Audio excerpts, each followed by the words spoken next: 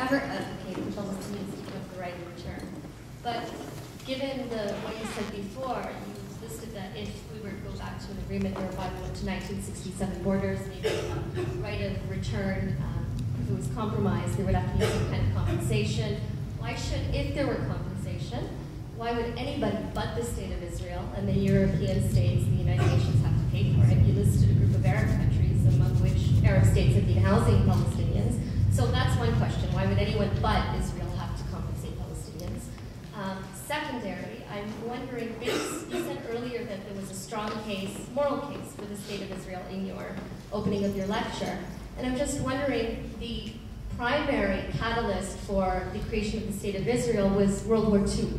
And in that case, based on that logic, why would it not have been okay to accept that the Jewish populations be placed in refugee camps inside Germany, and those that were internally displaced be returned to their homes, compensated by Europeans and the Germans? And then, secondary to that, I'm wondering, as an American, would you be willing to forfeit your right, given the extraordinary case of the First Nations communities, to your citizenship in place of a First Nation?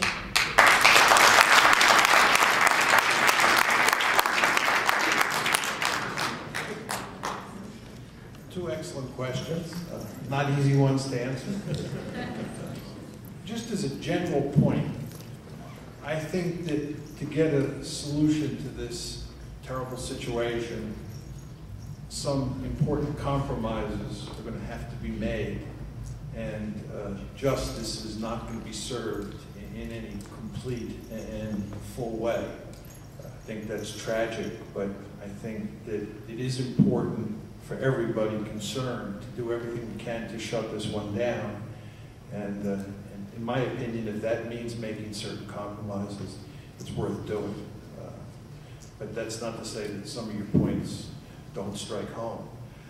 With regard to who should pay the Palestinians for what has happened, I understand your point that it would seem to be just that the Israelis, who are responsible for the ethnic cleansing in 1948, pay for this.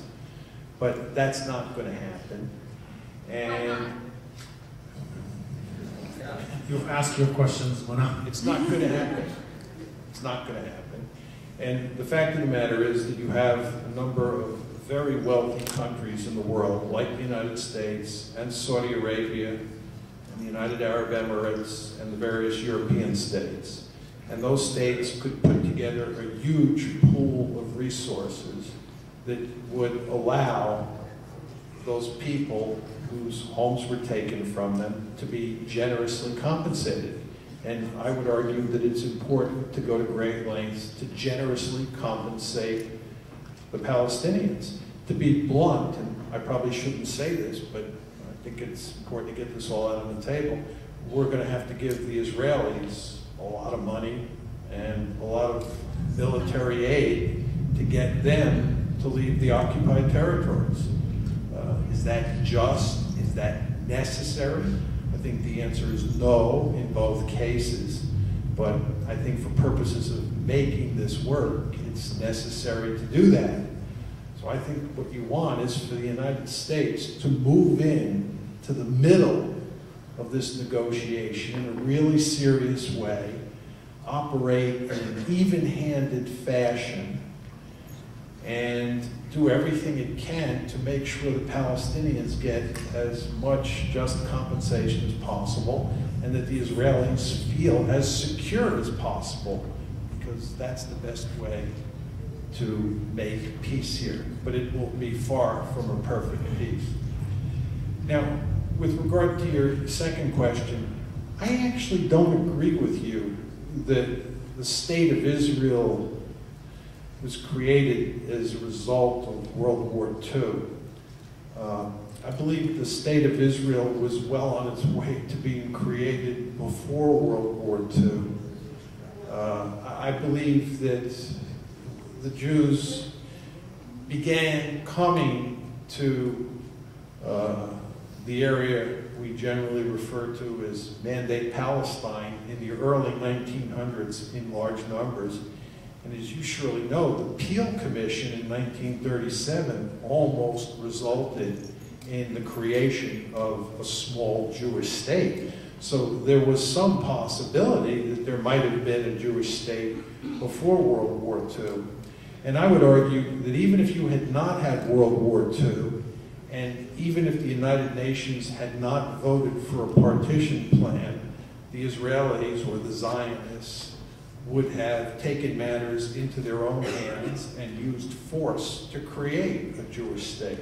They were very powerful by the 1940s, and they were certainly very determined to get a state of their own.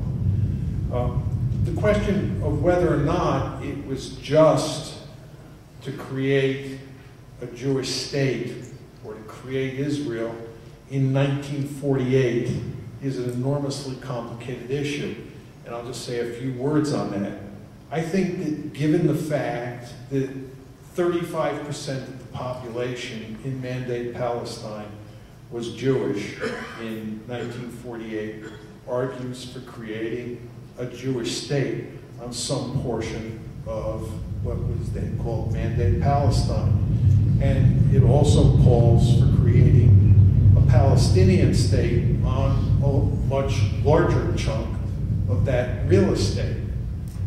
That obviously didn't happen, and it's very difficult to defend what the Zionists did, what the Transjordanians did, and what the British did to effectively deny the Palestinians a state. It wasn't just the Zionists who were working to do in the Palestinians, it was also King Abdullah of Transjordan and the British. And in fact, the various Arab states in the region, like Egypt and Syria, were much more benevolent towards the Palestinians. Everybody was looking out for themselves at the expense of the Palestinians. So I think what happened to the Palestinians in 1948 is clearly unjust, but I think an argument could be made for creating a Jewish state or for creating Israel in 1948, but it should have just been done in a very different way.